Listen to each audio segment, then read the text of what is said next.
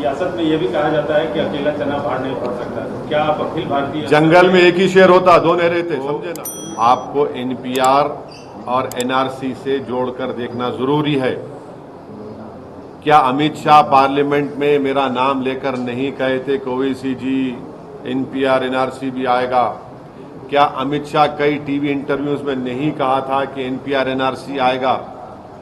जब सीएबी था, बाद में सीडब्ल्यू वो एक्ट हो गया, वो जब सीएबी बिल था, जब उनका ऑन रिकॉर्ड इंटरव्यू है, पार्लियामेंट में उन्होंने कहा है।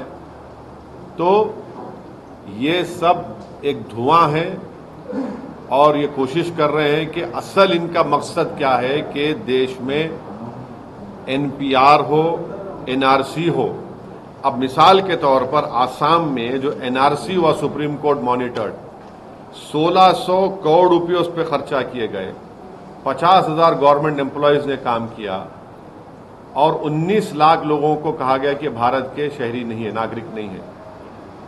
अब मैं फिर से कह रहा हूं कि उसमें 10 से 12 लाख हमारे हिंदू भाई बहन का नाम नहीं आए। वहां के मुख्यमंत्री ये कह रहे हैं, कह चुके हैं कि उन 10-12 लाख हिंदू भाइयों बहनों को बगैर डॉक्यूमेंट के सीडब्ल्यू के तहत उनको सिटीजनशिप मिल जाएगी। अब जो 1 से 1.5 लाख जिन मुसलमानों के जहां नाम नहीं आए, वो तो एक्ट में नहीं आएंगे, सीडब्ल्यू में, उनको तो फॉरेनर्स ट्रिब्यूनल जाना पड़ेगा। ये कौन सा इंसाफ है, बताओ मेरे को आप। यही तो हम कह रहे हैं कि जो आसाम में आपने सुप्रीम कोर्ट मॉनिटर कर लिया है, उसको आप देश में करना चाहते हैं। इस देश में सिर्फ 5% लोगों के पास पासपोर्ट है। इस देश में बर्थ सर्टिफिकेट का कानून 1959 तक नहीं था। 1996 में सरकार ने कहा कि सिर्फ 50% इंडियंस के पास बर्थ सर्टिफिकेट है। ये फ्यूचर में सब तमाशे करना चाहते हैं। अगर मेरे ही देश में मैं स्टेटलेस बन जाऊंगा महज इस बुनियाद पर कि मेरे दादा का बर्थ सर्टिफिकेट मेरे पास नहीं है, तो फिर क्या मैसेज दे रहे हैं आप? आपका यही मकसद है। और बुनियादी फंडामेंटल बात यह है कि आप मजहब की बुनियाद पर कानून नहीं बना सकते। और हम पूछ रहे हैं कश्मीरी पंडित जो 5 लाख बाहर है कश्मीर, उनके बारे में कौन बात करेगा? सर, कुछ सियासी धड़ा है जो ये कह रहा है कि इससे आम आदमी का कुछ खास तौर से लेना देना नहीं है। आप जैसे खास तौर से आपका नाम लेके कि वैसे जैसे लोग, सियासी लोग हैं, अपनी राजनीतिक रोटियां से। मैं क्या साइंटिस्ट नजर आ रहा हूं उनको? मैं क्या मोदी जी की तरह कोई फिलोसोफर हूं जो हर महीने में एक मर्तबा ज्ञान देते रहते हैं? फैक्ट है ना। आसाम में आपने किया, झूठ है क्या मैं जो बोल रहा हूं? आसाम में आपने किया क्या? अमित शाह ने पार्लियामेंट में नहीं कहा था कि देश में एनआरसी एनपीआर होगा? झूठ है वो। जब वो होगा तो क्या होगा बताइए? जब वो होगा तो बायोमेट्रिक डेटा लेंगे आप, लोकल रजिस्ट्रार में लिस्ट लगाई जाएगी, कोई भी जाकर ऑब्जेक्शन करेगा कि नहीं ये भारत का नागरिक नहीं है। अब सिलसिला शुरू, उसके बाद डाउटफुल सिटीजन मैं हो जाऊंगा। नहीं, उन लोगों का कहना है कि वैसी साथ भी चले तो रोहिंग्याज और बांग्लादेशियों को नागरिक बनवा दें। मेरी बात चले तो रोहिंग्याज, मेरी बात चलेगी ना तो 5 लाख कश्मीरी पंडित को लेकर जाऊंगा मैं, जो 10 साल में आपने नहीं किया। 10 साल में आपने नहीं किया वो 5 लाख कश्मीरी पंडितों को। वो कौन सा रिलीजन है उनका? हिंदू नहीं है वो, भूल गए बीजेपी उनको।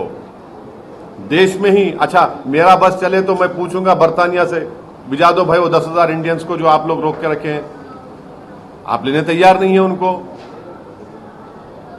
भारत जब सिक्योरिटी काउंसिल का मेंबर बनना चाहता है तो फिर रेफ्यूजीज की पॉलिसी पे क्या उनको स्टेप लेना पड़ेगा? बोलिए हमको। असदुद्दीन ओवैसी को आप दिखाते रहिए, कोई बात नहीं, मगर आप भी तो सिक्योरिटी, हम तो चाहते हैं सिक्योरिटी काउंसिल मेंबर बने। जब आप सिक्योरिटी काउंसिल के मेंबर बनेंगे तो ये सब करना नहीं पड़ेगा आपको।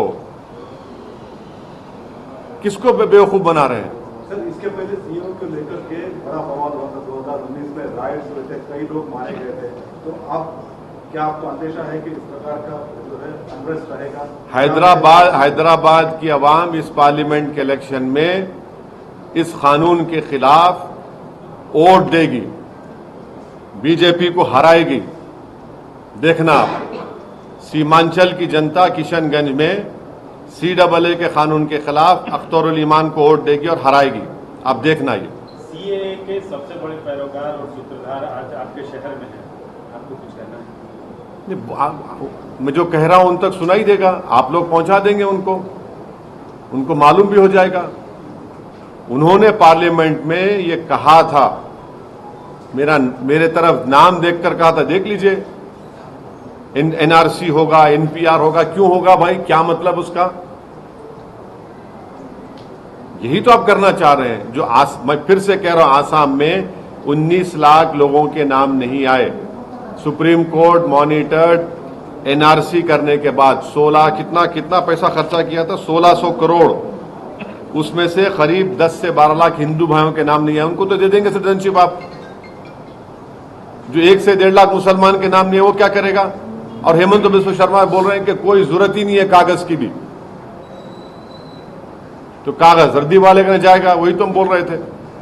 सर अगर ऐतराज कर रहे हैं, असम में जो कुछ हुआ वो एक अलग केस है। क्या अलग केस है? नहीं, क्या अलग केस है? नहीं, कहा जाता है कि अकेला चना फाड़ नहीं पड़ सकता। क्या आप अखिल भारतीय जंगल में एक ही शेर होता, 2 नहीं रहते, समझे ना? समझे ना? जंगल में एक ही शेर होता। सर, क्या आप अखिल भारतीय स्तर पे like minded parties, like minded organisations को एक साथ करके कोई मूवमेंट चलाएंगे? इसके देखिए भाई, ये मसला पूरे देश का है। ये मसला सिर्फ पॉलिटिकल पार्टीज के हद तक नहीं है। बीजेपी, ये कानून अनकॉन्स्टिट्यूशनल है, मजहब की बुनियाद पर बनाया गया है। पाकिस्तान, बांग्लादेश के जो हमारे हिंदू भाई हैं, सिख भाई अफगानिस्तान के, उनको आप सिटीजनशिप दे सकते हैं, लॉन्ग टर्म वीजा दे रहे हैं, देते रहिए, उसको कोई रोक नहीं है सिटीजनशिप देने से उनको। ये आप कानून इसलिए बना रहे हैं ताकि देश में फ्यूचर में जब आप NRC और NPR करेंगे, आप स्टेटलेस बनाना चाहते हैं भारत की सब 17 करोड़ मुसलमानों को। आप सुनिए, मैं फिर से कह रहा हूं, ये आपने आसाम में किया, सुप्रीम कोर्ट मॉनिटर्ड, जो 10 से 12 लाख हिंदू भाई बहन का नाम नहीं आया।